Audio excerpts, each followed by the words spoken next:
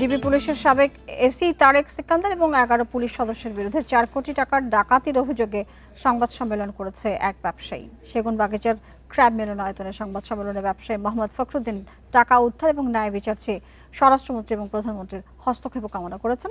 ব্যবসায়ী ফখরুদ্দিন জানান, গত বছরের নভেম্বরের ৮ তারিখ রাত আনুমানিক ১১টা ৩০-এ তার ওয়ারির বাসার তল্লাশি চালায় ডিবি পুলিশের একটি দল।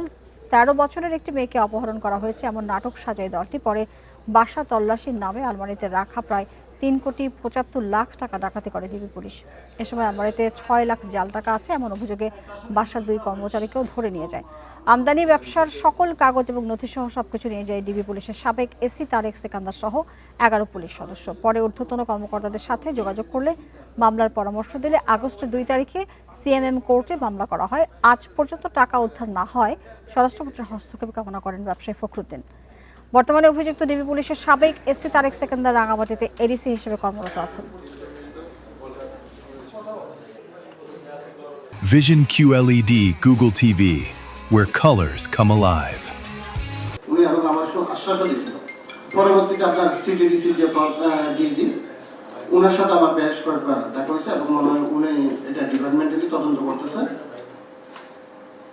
ওনারা সবাই আমার সাথে আমাকে সহযোগিতা করতে চাইছে,